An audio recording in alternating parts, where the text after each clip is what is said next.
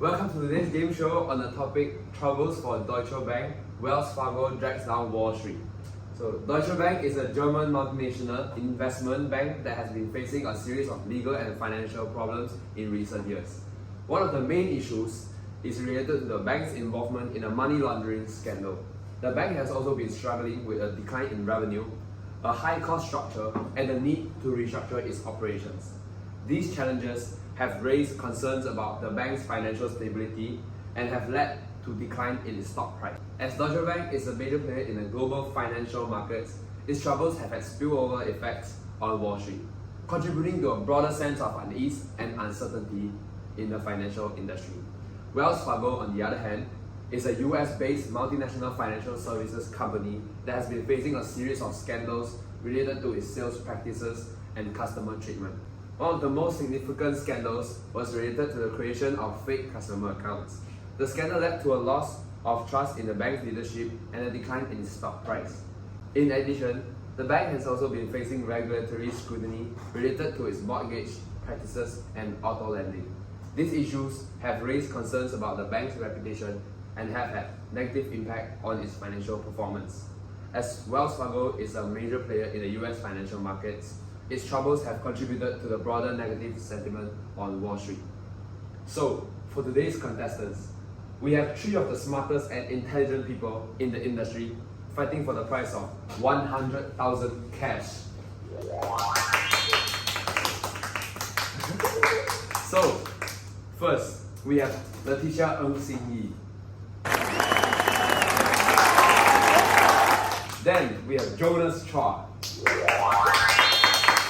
And finally, our winner of the last episode, Khor Ee Ming. So, are you all ready?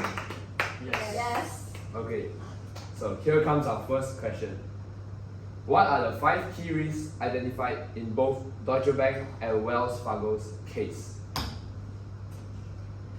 Legal, regulatory risks, reputational, financial, operational, and strategic.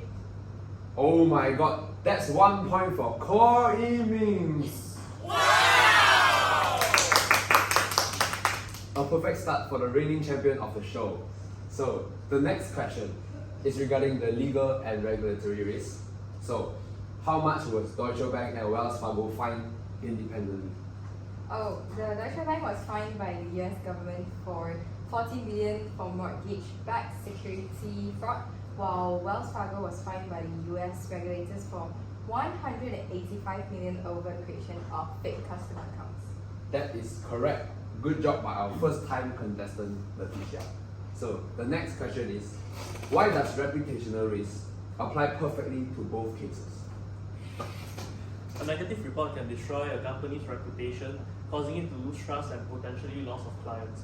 As a result of their various crises, which could have long-term consequences for the company's business, Deutsche Bank and Wells Fargo are facing reputational damage. Wow, that's indeed factual. The score is now a tie with 1 point to each contestant. So now, let's move on to the next question, which is, how does financial risk and strategic risk match well with the cases stated? For the financial risks, the stock values of Deutsche Bank and Wells Fargo have been affected by these adverse developments, which could result in significant losses for investors and shareholders. Regarding strategic risk, as a result of the scandals, both organizations may be adversely affected by declining trade opportunities, decreased competitiveness, or an impact on their longer-term growth prospects.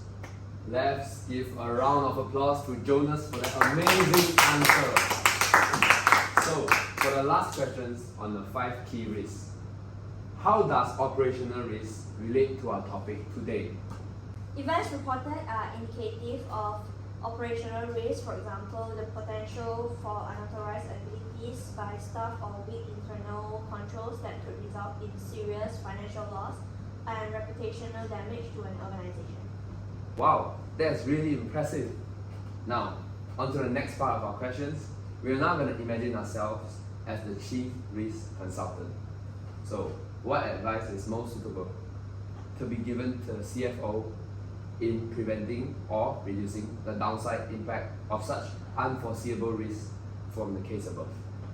Oh, I know this. Establish a robust compliance program, implement effective internal controls, diversify the business, foster a culture of risk awareness, and conduct regular risk assessments.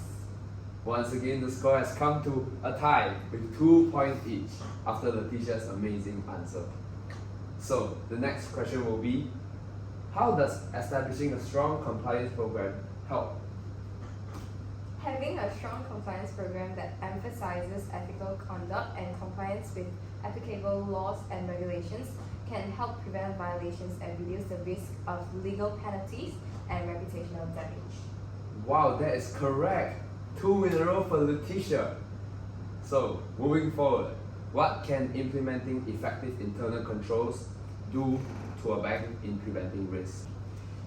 Strong internal controls can help prevent unauthorized actions such as the creation of unauthorized customer accounts or the violation of law related to repossession of assets owned by military members. Effective controls can also help to ensure that sales targets are achieved through legitimate means and that risks are identified and mitigated in a timely manner. Here comes the reigning champion, a solid answer to earn her another important point. So, the next question will be, how is building a culture of risk awareness important to a bank or any organization? A culture of risk awareness that encourages employees to speak up and report concerns can help prevent or quickly address issues that could result in negative consequences for the organization. This is so impressive. 3 contestants are in their toppest form. We are now on 3 points each. So now, for the final question of the show, please explain how conducting risk assessment and diversifying the business helps banks or any organizations to prevent risk. Regular risk assessments can help identify potential risks before they escalate and allow for timely implementation of appropriate risk mitigation measures. And for diversifying the measures. Okay, I know this. A diversified business model can help mitigate the impact of negative events on one part of the organization. For example, if Deutsche Bank had a more diversified revenue stream, the impact of the 14 billion fine may not have been as significant. Similarly, diversification can reduce the impact of sales targets on one particular product or service, reducing the risk of unethical behavior. Oh my god! We have a double champion for today's game show for the first time in the history of the show. Well done to Jonas as well. You came really close. But congratulations to our reigning champion Khor Ee Ming and our first time champion Laticia. So both of you will share the 100,000 cash. And thanks for watching the Today's Game Show. See you next time.